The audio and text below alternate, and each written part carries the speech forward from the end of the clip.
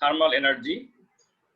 This is the topic which actually informs us that how energy transfers from one place to another place. How thermal energy mainly transfers from one place to another place, and thermal energy transfers from one place to another place by three methods. These are conduction, convection, and radiation. So we will read these three methods actually, mainly the three processes. First of all, it is conduction. Look at that. This is conduction. Conduction is the energy transfer mainly in solid substance by vibration of atoms within the substance. The substance does not move itself. I repeat, thermal energy or energy conduction. Conduction of energy, conduction of thermal energy is the process in which heat energy transfers mainly through solids by the vibration of the atoms within the substance, but the substance itself does not move. This is called conduction. It mainly happens in solid materials. Conduction mainly generally it takes place in solid materials. Look at this. Metal squares allow heat to be transferred to parts that are away from the heat. So look at the metal spike. These spikes are becoming hot enough and they are carrying the heat energy because these metals are solid and heat is being given to the metal and directly also to the chicken, as you see here.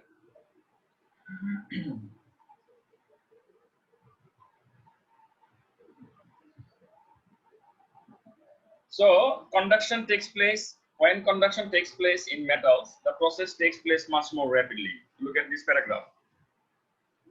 When conduction takes place in metals, it happens rapidly because metals have free electrons that can move easily throughout the structure of the metal, making the transfer of energy happen faster. So we know that metals have free electrons or delocalized electrons in its structure. So when we give heat to metals, the electrons move and the atoms vibrate. And these free electrons that can move easily through the structure and making the transfer of energy faster. It makes the energy transfer faster. Now the practical is given here. Look at this. One side it is a copper rod, as you see the pink color, and another side it is steel rod. And there are some petroleum jelly. There are some pins stuck to the metal rods with petroleum jelly. There are drawing pins stuck to the metal rods using petroleum jelly, and we give heat, equal heat to both metals in the middle portion. Look at the heat, the middle portion. Look at here. It is given. It is given and heat is given equally to both metal rods. And after a while, we will observe that due to heat, the petroleum jelly would melt and the pins would fall down. And we will see that the pins stuck in copper rod drop faster than the steel rod. And it proves that copper conducts heat faster than steel. Copper becomes hotter before steel, and copper is a good conductor of heat than steel. So this is a very important experiment. Read it. This is about conduction. Now let's read convection. Convection happens generally into fluids, and what is the definition of fluid? Liquids and gases are called fluid. Liquid and gases are called fluid, and convection generally takes place into fluid. When the fluid of one place becomes warmer, it moves to a less warmer or cooler place from the hot place.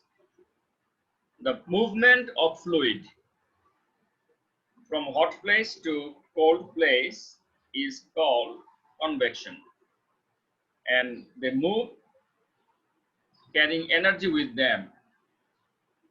And it is true for liquids and gases. For example, if you consider water into a beaker and if you give heat to water, the water of the bottom would be heated faster. If you give heat by using Bunsen burner, then water of the bottom of the container would become warmer faster, and their density would decrease. When you give heat to fluids, their density decrease, and less denser water would rises up, and more denser cold water would fall down, and there would be a circulation of flowing. Hot water would rise up and cold water would fall down, and it would continue, and this way the whole container of the water would become heated up, and this is a good example of convection. Look at this example. Here potassium manganate crystal is given so that we can understand the color change and the movement of the water, because movement of the water from bottom to top, it is not easy to understand by open eyes. But if you put a little amount of potassium manganate 7, which is purple color, then we can see the purple color water is rising up from bottom to top. Then it would be easier for us to understand the demonstration. Look at this, it is convection of water. When you give heat by using like Bunsen burner. This is Bunsen burner, for example. You give heat by using Bunsen burner, then water here in this portion, they become hot and they rise up. Water in this portion rise up, and from cold water from top they fall down because they are denser than hot water. Cold air fall down and hot air rises up, and it continues. And cold water, just after coming bottom, they become hot again and they would rise up, and it continues. And this is example of convection, and this is called convection. And similarly, like in coastal area, just think about coastal area, due to the sunlight, the land becomes warmer and air over the land becomes hotter.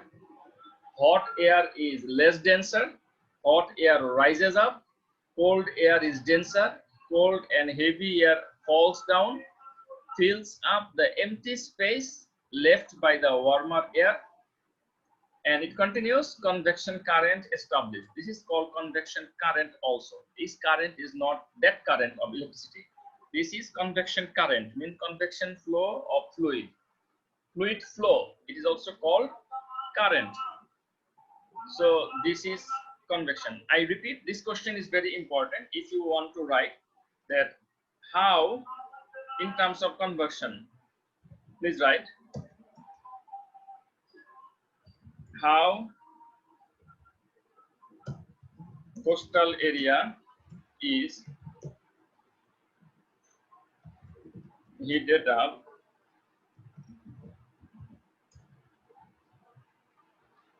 how the energy transfer takes place in coastal area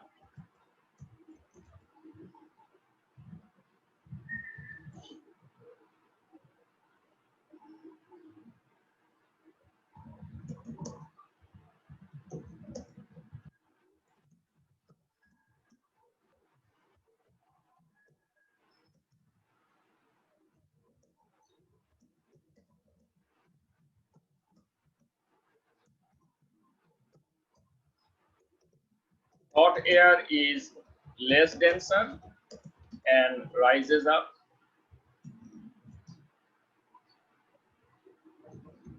Cold air is heavier and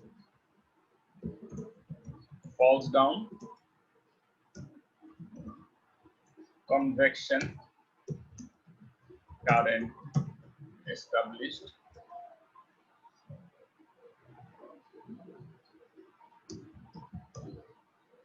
So this is the writing that in energy transfer takes place in coastal area. Land of coastal area is heated up by sunlight. Air over the land is heated up. Hot air is less denser and rises up. Cold air is heavier and falls down. Convection current established.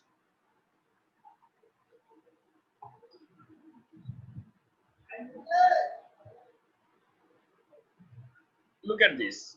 This is a convector heater. How does it work? Is the heating element here? Air inside the convector is heated up. Hot air is less denser and rises up. And cold air from the bottom fills up the empty space that left by the hot air. Convection current established. So there is a circulation and this is called convection current. So you can write the question here. How energy transfer takes place into a convector heater.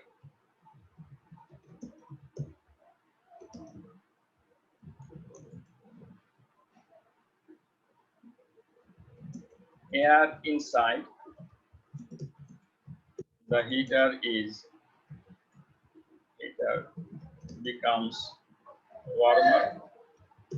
Hot air is less denser and rises up. Cold air from in at the bottom and fills the empty space of hot air. Convection current established. This is actually the energy transfers or energy transfer, you can say that inside by convection into a convector heater. Hot air is less denser and rises up. Cold air is heavier and it fills the empty space. And always remember for fluid that it is common scenario that heavy concentrated area, fluid from heavy concentrated area always flow to low concentrated area. So when warm air left this place, the concentration of this area, concentration of air in this area is more than the concentration of air inside the convector heater. So what I said is fluid always flow, so note, fluid always flow from higher concentration area to lower concentration area. Fluid always flow from higher concentration area to lower concentration area.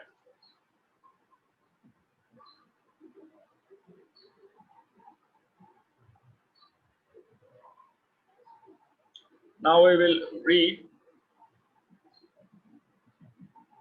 some informations about convection, that how woolen clothing keeps us warmer, or how woolen cloth keeps us warmer. You know that in woolen cloths, air is trapped into the fiber and trapped air cannot move. Woolen itself is insulator and does not pass energy or heat energy of the body to outside. And woolen cloths have many holes, and into these holes air is trapped, and trapped air cannot move. As air cannot move, air itself is insulator.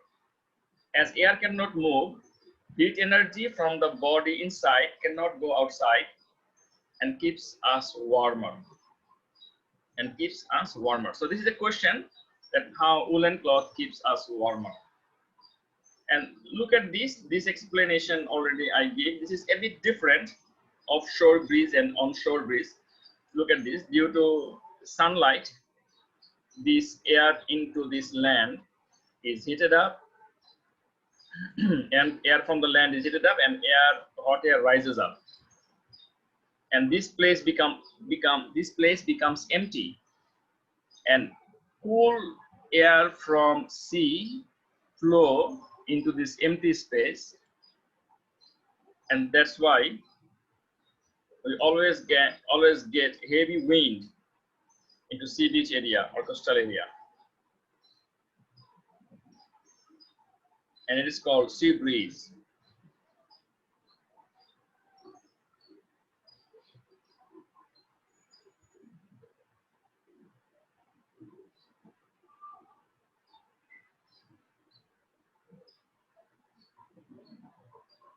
And the last one is radiation.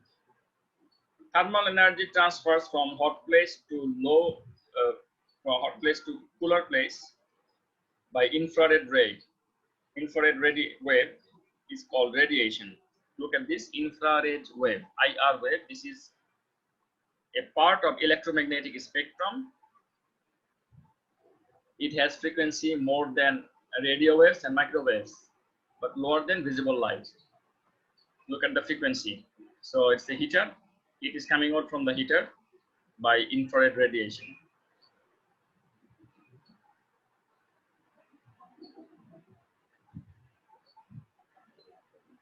Look at this. Convection results in heated air floating upwards on colder, denser air that we read already. And infrared radiation, its application is here. Heat travels in the form of waves like visible light. These heat waves, the transfer of heat waves, such like as visible light, is called infrared waves or IR radiation. This is useful in thermal imaging cameras. It can detect objects giving out infrared waves. These cameras actually show the image of the people because heat radiation from their bodies, even when there is hot enough visible light to actually see them. Thermal imaging is also an important tool in the diagnosis of different diseases. So thermal imaging cameras use infrared radiation, and infrared radiation is also part of electromagnetic spectrum. As I said, it is written here, and it has also the speed of light 3 multiplied 10 to the power 8 meter per second. And you remember that here what is written, that infrared radiation is reflected by shiny materials, and infrared radiation is absorbed by dark matte black surface. Dark matte black surface absorb infrared radiation, and they emit later on this radiation. So dark matte black surface becomes hot enough by absorbing the rays, and then they emit infrared radiation. So they are good emitter of IR wave. And shiny surface does not absorb. Shiny surface reflects the infrared radiation. It's a good reflector and poor absorber. And later on, it does not emit because it does not absorb. So how can it emit? Shiny surface only reflects infrared radiation. It does not absorb. This is a demonstration given. A filament bulb is one side is just normal, and another side is painted with black color, matte black color, and both sides you see thermometer is placed and the light is on, and we will see that temperature of matte black side increases more than the temperature of shiny white side after a certain period of time, which indicates that the matte black part of the lamp absorbs thermal energy and then it radiates and it becomes hotter than the shiny white surface of the lamp filament bulb. So this is a very good demonstration that matte black surface absorbs and then it radiates, and matte black surface becomes warmer than shiny surface.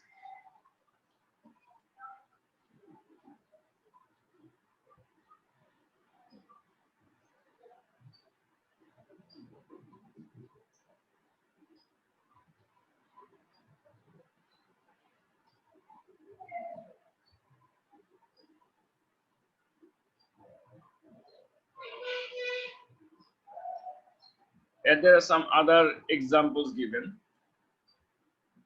So we should read all these things properly.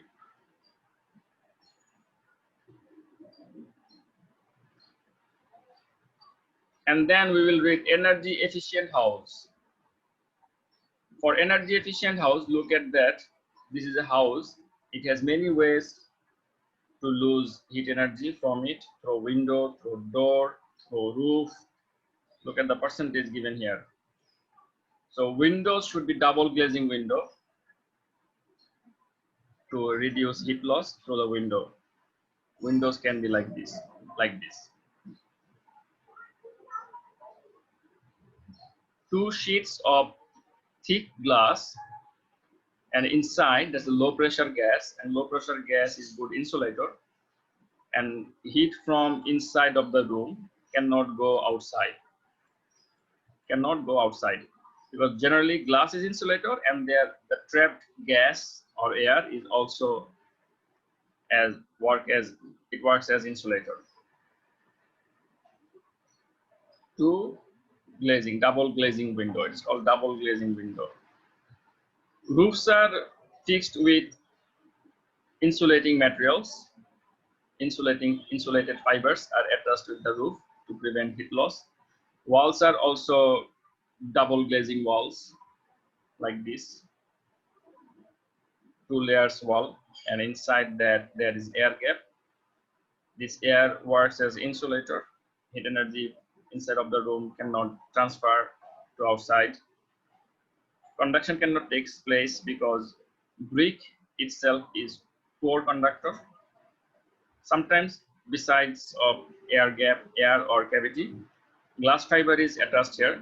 Glass fiber is good insulating material and prevents heat loss from inside to outside. So there are some other examples given here, like as penguin. You read these things. How the